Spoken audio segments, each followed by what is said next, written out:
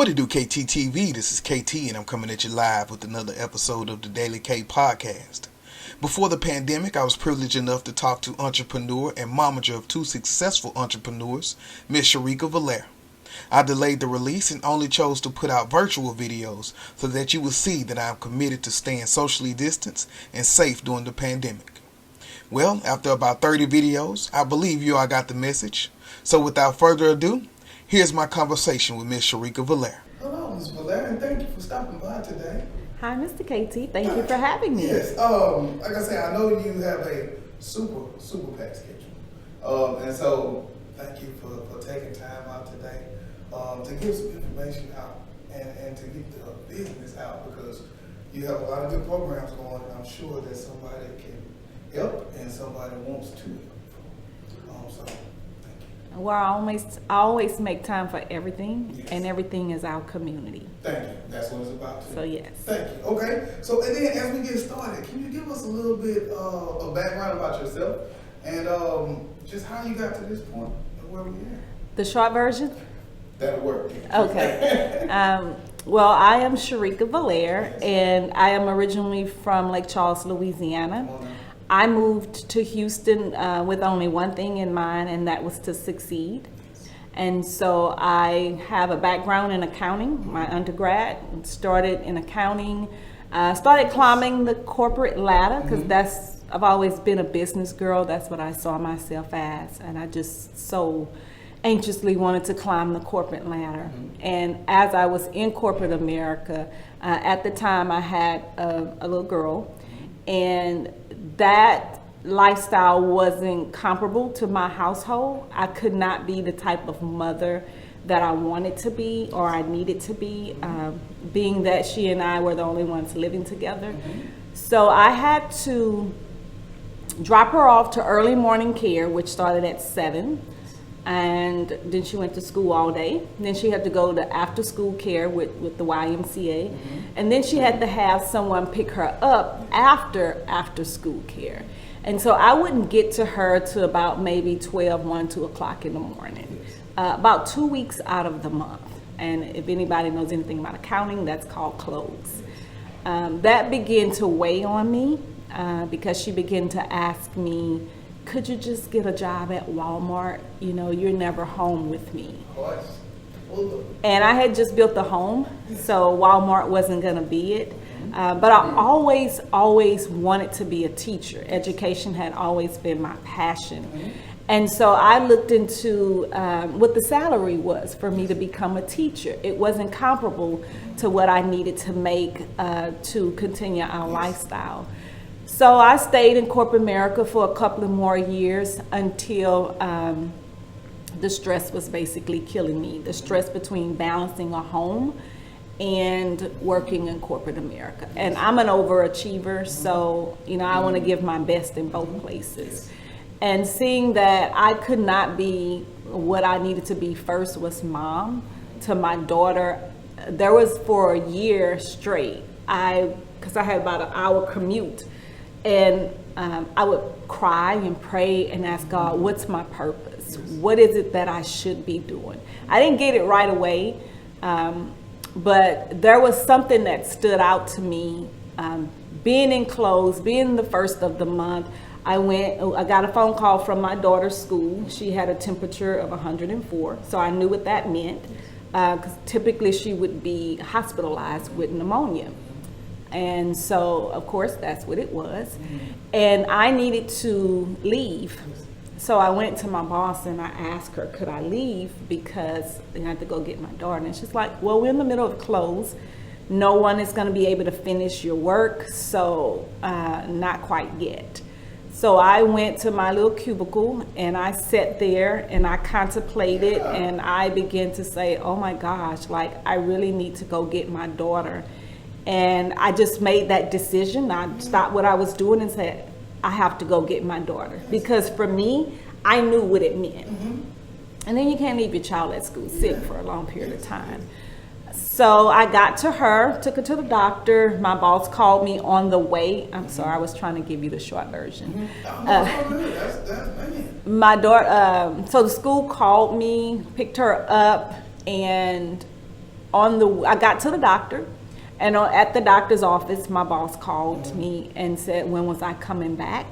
And I said, I'm not sure. I got to figure out what's going on with my daughter. And I say, well, if I come back, where am I going to put my daughter? And she said, oh, you can just lie her on the floor. And yeah, that was my expression, along with some other choice words that she never heard. And I don't even speak like that. But that was the decision I made, and says, wow, she doesn't even value my daughter. So me spending the time to do what I need to do, and that wasn't even her company, she can care less. So at that point, I began to try to put a plan together. And I say try because I didn't really know what that was. Education had always been tugging at me, pulling at me. But I was one that says, no, I grew up in poverty. So I can't live off a teacher's salary, because that would almost be next door to poverty. And I contemplated for a while until I started getting ill. And I went to my doctor, and she said, hey, you got about this much life left. What are you going to do with it? And I said, and there's nothing I can really do because I'm a single mom, and I just built a home. And she said, you have this much life. What are you going to do about it? And I said, I don't know. What can I do? And she said, well, I'm going to put you on a leave of absence, and I need you to come up with a plan. So prior to her putting me on that leave of absence, I kind of tested out the market to see if that thing I wanted to do was going to be viable for me and my household.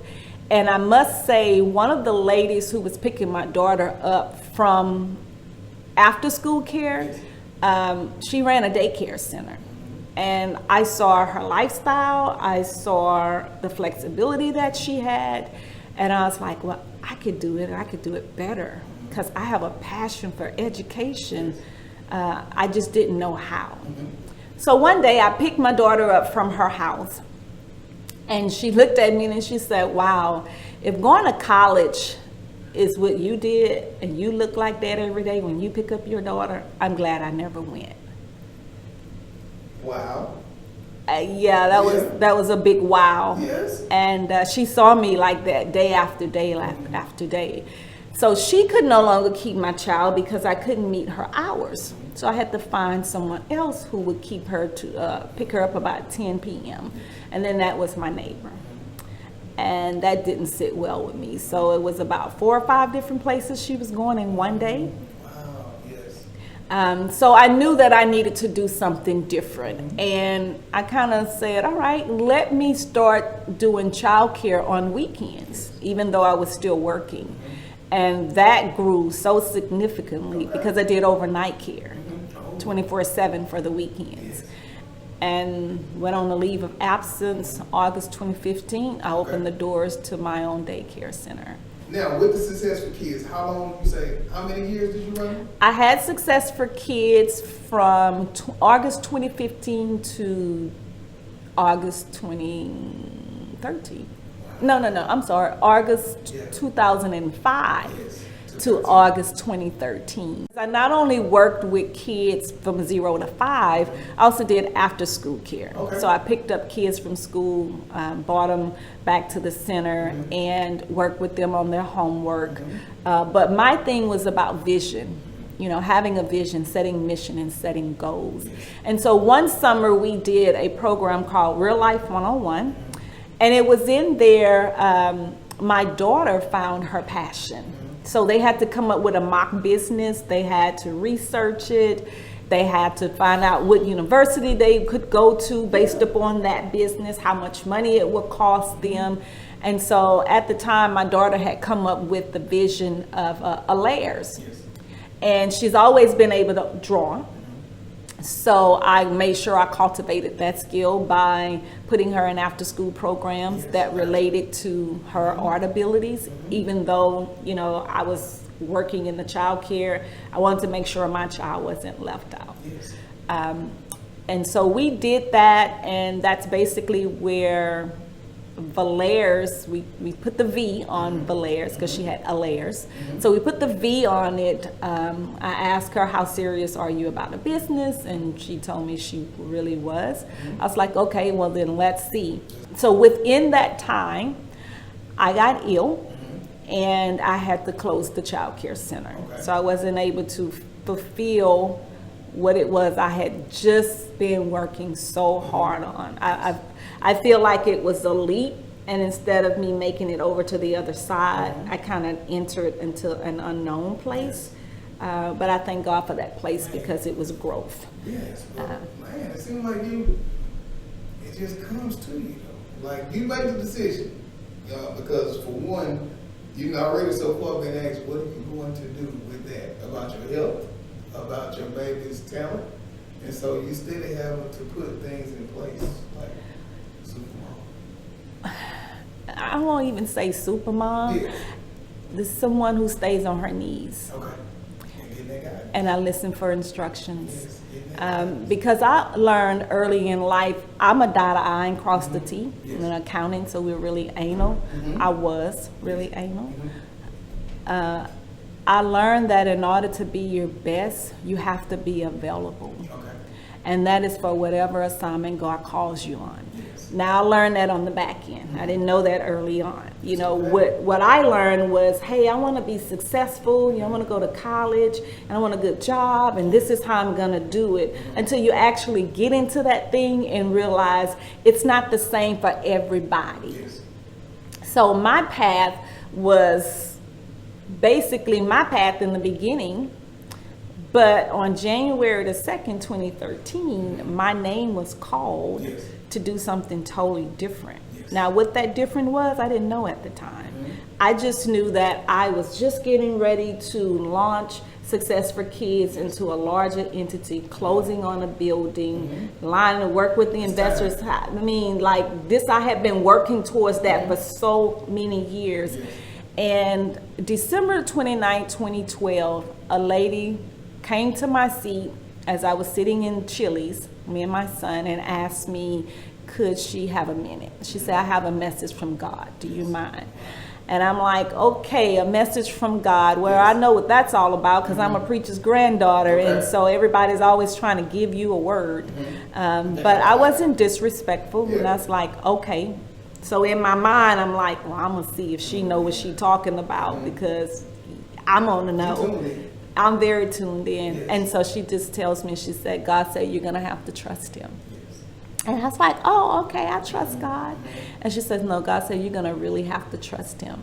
Now, at this time, I'm like, oh, yes, we getting ready to launch the business to the next level. Oh, right on time. It's right on time. And she looked at me and she says, God said that you're really, really going to have to trust him. And she walked away. And I've never seen this woman again in my life. And so that was just a couple of days after that I woke up, put my feet on the ground, and I couldn't walk. So I went to sleep perfectly fine and woke up and something had happened overnight. Now it's January the 2nd, 2013, so it's the beginning of a fresh new year. You know, we make plans, we have our things that we want to accomplish, and I'm like, this wasn't a part of my plan. You know, I write my goals and make my mission statements.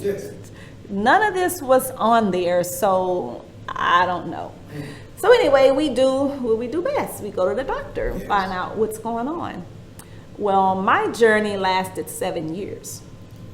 Well, from the time when you woke up that day and couldn't walk and then getting better took 7 years. 7 years, meaning we're in 2020. Yes. So I'm just at the end of this journey. Okay.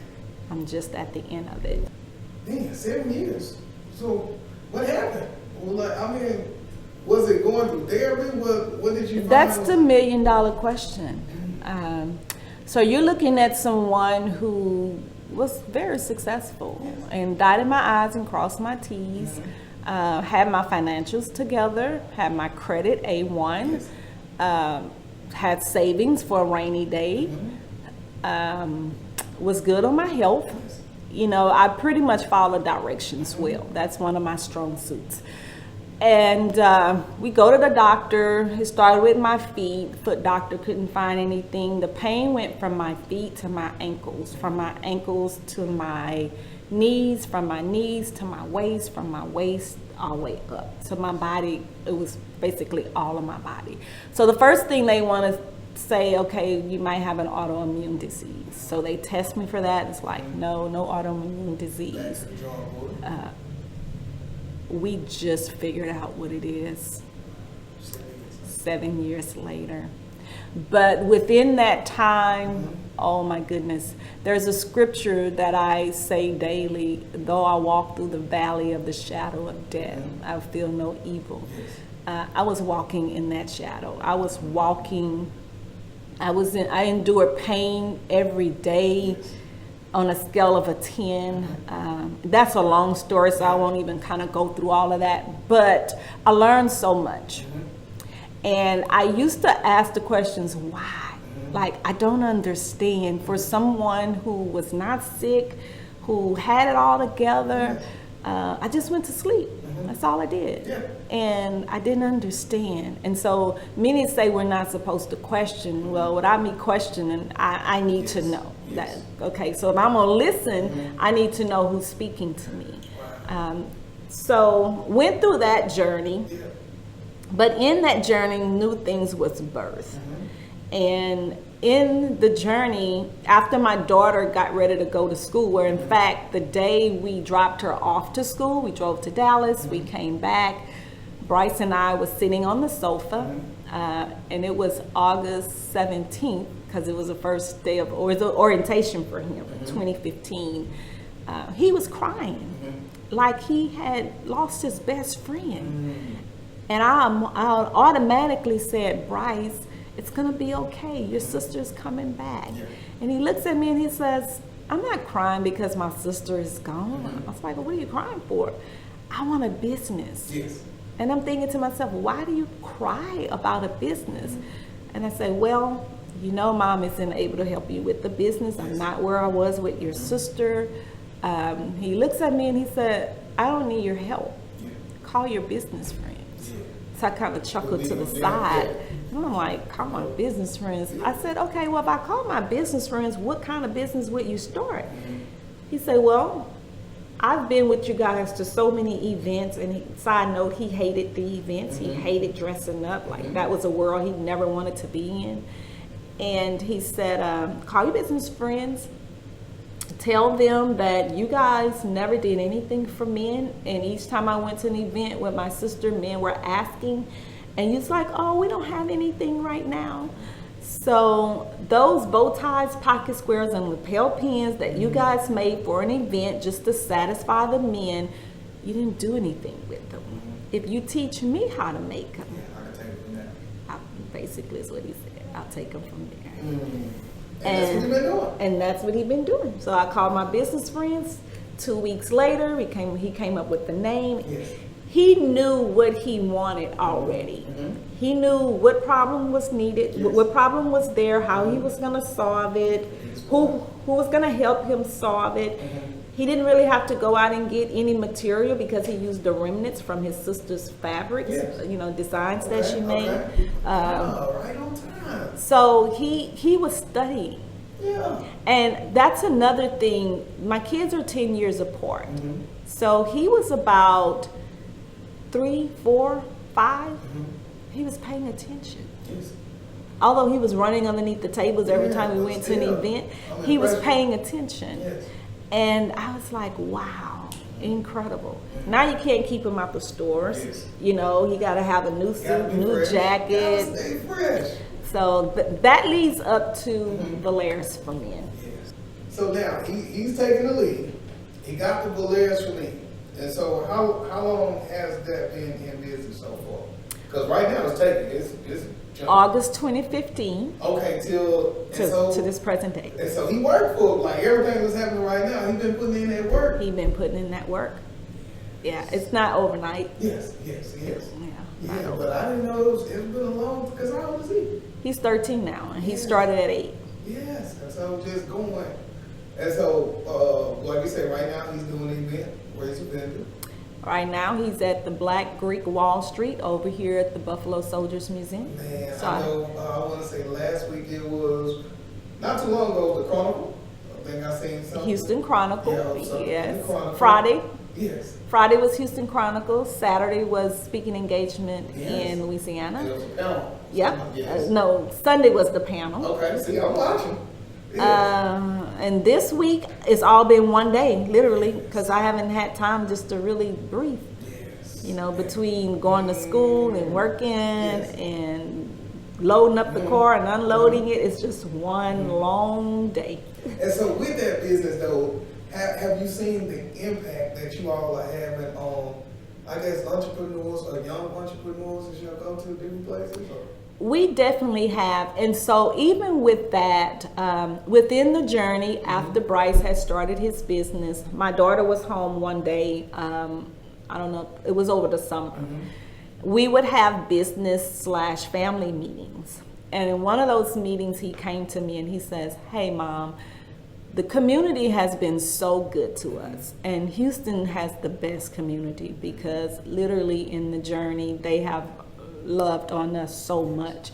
He said, "Can we do something to help other families who may have gone through what we've gone through?" And I said, "Certainly, just let me get better." But I'm the type of person, I don't wait until it is perfect. Right? I used to prior to the journey, but in the journey, I learned you take one day at a time and it will perfect itself. Yes. So we started what we call Young Empowerment Society. And the kids came up with the name. They came up with basically everything. I follow directions. And in Young Empowerment Society, we are a platform. We're not an organization. We want to provide the opportunities for them to earn income, profit, wealth. So we didn't set it up as an organization, but it's a platform for leadership, mentorship, entrepreneurship, and I said leadership, right? Leadership, mentorship, entrepreneurship, and mentorship. So with that, the goal is to have as many youth come to the table, whether they are business owners or not, because you know all kids won't have businesses, but they are leaders in some type of way, or they're students who are ready to become leaders. They just don't have the help. We provide them a platform where they can come sit at the table and they can come talk about it. And then they put all of their ideas together. And it's like, well, hey, we know how to solve problems. So let's go to the people in the community that can help us solve these problems, whether it be at the Texas State Capitol in Austin, or whether it be to the mayor's office or state representatives, people who can actually listen and get things done. Yes, that's what it's about. That's what it's about. And yeah. so when did you all, like how far after the business in 2015 did y'all start the empowerment? January 2018. Yes. That was when we actually did paperwork to start filing. Now I started filing as a nonprofit because within that time I was also going to school to get my master's in nonprofit management. So everything I wanted to do was I wanted to do nonprofit because I'm a giver. Until we got much guidance, because if we're going to teach entrepreneurship, then we want to position them for entrepreneurship, position them for profit. So it's an opportunity for youth to be able to make income, and not just a one-time income, but residual income. Yeah, and then they get shares in the company, so it's, you know, it's really cool. But these decisions don't all come from me either. You know, it comes from sitting the youth at the table, and that's why I love working with the children, because they have voices and they know what they want. They just don't have anyone to help them, you know, or maybe they may have an idea and it's like, well, how do we implement this? You might have to tweak some things, but I love listening to them. And then maybe some ideas that I have, ideas that they have, we kind of brainstorming out, and it's like, okay, so we're going to come up with this. As far as the logo, everything, I have not been the one to make those decisions. We come together because I've learned that if you put them in the position of power, you've already changed their minds. Yes. And that's all they really want. And I mean, Bryce teaches me that every day. So that's. I'll take it from there. And so then that's how y'all end up coming up with the store, or At the Galleria? Yes. So how we came up with the store, again, as a mom who's always finding resources for her children, Bryce was extending an opportunity to go over to HCC to a parent panel. No, it wasn't a parent panel. It was like a information meeting on entrepreneurship with Target Evolution Team Biz. Okay. And we were there, and I said, Bryce, you going to be a part of this? You know, it's entrepreneurship. He's like, yeah. And I was like, okay, why? And he's like, well, I think I can learn some new things. Well, I looked at the book because being a business owner, I know the information in that book was extremely priceless because it was a book where everything was locally held. You was holding it in your hands. You didn't have to go and find the link on the internet. It was all right there. And so for me, I was like, okay, well, if you don't get everything out of this program that you're looking for, at least we got the book and it's valuable and you can use it as a tool to further your progress. And so we went through the program. He absolutely loved it. He learned a lot of things from it. We were a part of the Houston Area Urban League pitch. And he came to me one day and he's like, oh, I already learned this at Team Biz. And I thought that was pretty powerful because. And that's with Crystal. Team Business with Crystal, Yes, Crystal yes. Victoria. Shout out Crystal Victoria. Shout out. Right. Okay, And so Crystal called me sometime afterwards and asked, could we work on setting up pop-up for the holidays for the kids? And I was like, sure, I'll help you. So we brainstormed a little bit and it's like, okay, Crystal, so we want to hit the prime places, which is like the malls or Walmart. So she asked Walmart, Walmart agreed. But the only downfall was that it was going to have to be outside. And so I was like, okay, Crystal, then we want to go to the mall. And she had heard of the pop-up, and I had heard of the pop-up. I was like, okay, so try pop-up. Now, honestly, in our mind, we were thinking of a table, a skirt. Yeah, just something just to set up real quick. Right, just a little space in the mall. But when she actually went into the pop-up shop Galleria and talked to the owner there and was shown the space that we can have, she called me and she said, hey, we got this opportunity. So how are we going to make that happen? I said, oh, we're going to make it happen. Make it out. Sign the lease. Yes. We're going to make it happen. And we hit the ground running.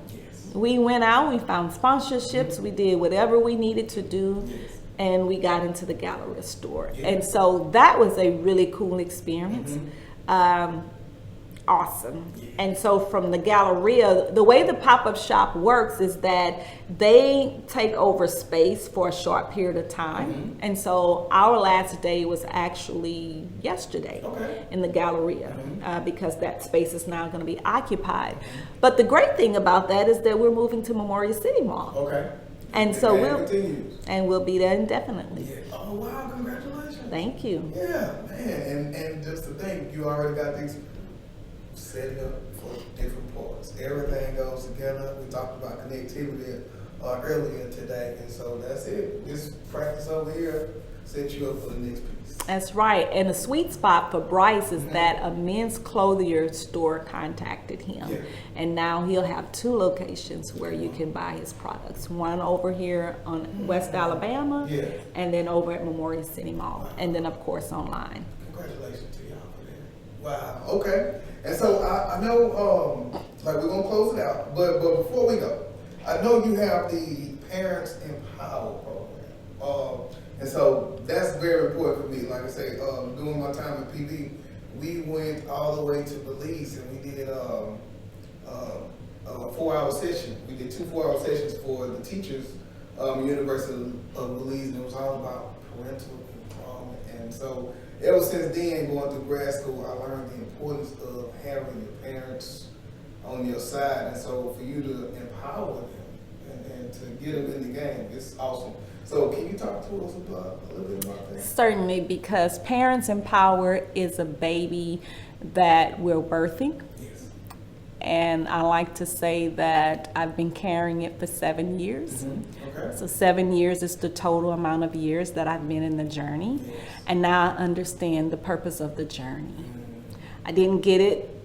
Earlier I was talking about questioning and asking why. I didn't get all the answers, but I'm getting them now. And it's so clear and I'm so excited. We started the paperwork in January of this year, 2020, to go ahead and create an organization so that we can work with parents. It's called Parents Empower, Take Your Authority, because we want to empower them to empower their children. Our desire is to partner with the schools. I know, my daughter's an educator. We have conversations, and I understand we really can't go beyond the parent. All right, so before we close out, for any entrepreneurs, any people who are looking to go into business, to kind of do what you did or even push further than that, what words of inspiration or wisdom would you share with someone in that position? For anyone who is desiring to go into business, go on your own, it may not happen the way that you expect it to happen. Right? At some point, you may get started that way, maybe not. But you have to be able to pivot.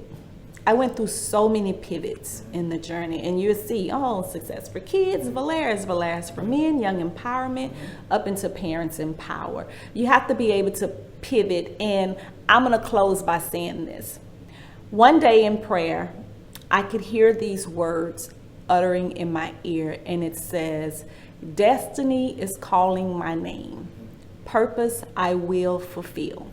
My life is not for me. I was born for your will." And it's not really about you. It's not about you. It's about your purpose. Whether you believe in a higher being or not, it's about knowing that you are here to fulfill a purpose. That's it. That's it.